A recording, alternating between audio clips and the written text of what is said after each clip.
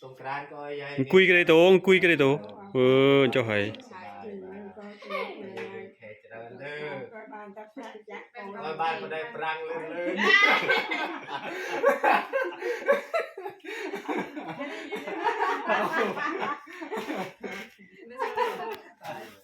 ให้ยายก่อน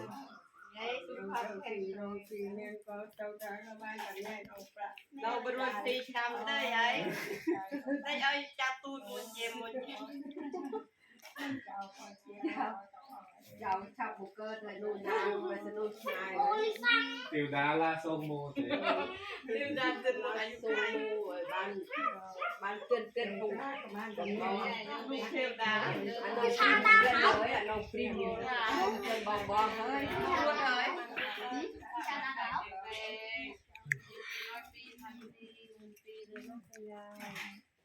อยู่ทางปีก็ได้เงินเดือน10,000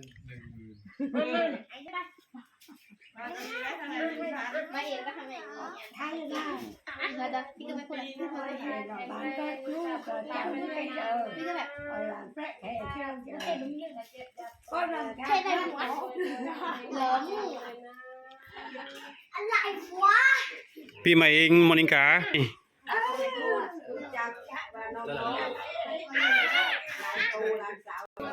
เธอไว้สนามนี่เลยตัวทำไมไม่รถทีเดียวเลยพ่อแม่มาเลยพ่อแม่ด้วยสิยายกันบอกพี่เมย์อย่าเล่นไม่ได้ค่ะ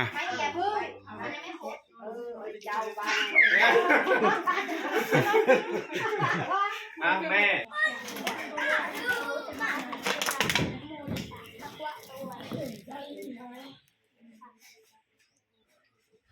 เดี๋ยวว่าตามพี่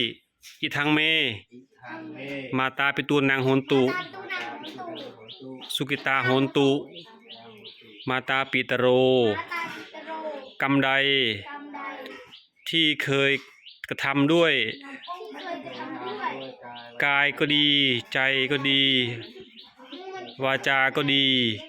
ขอให้พ่อแม่โหสิกรรมลูกด้วย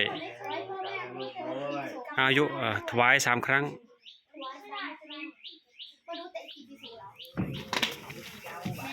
นี่แหละถ้าพ่อเก่งขนาดนี้น่ะเขาไปบวชเป็นลูกตาไป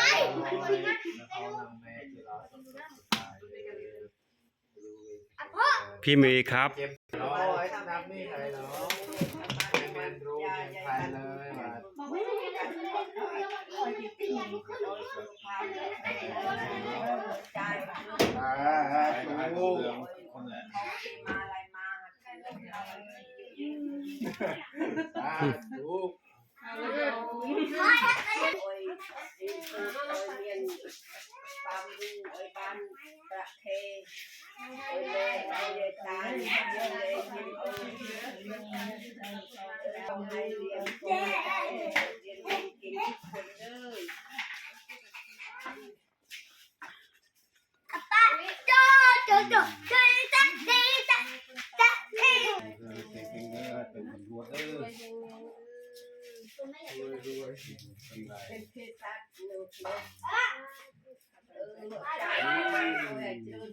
ล้ว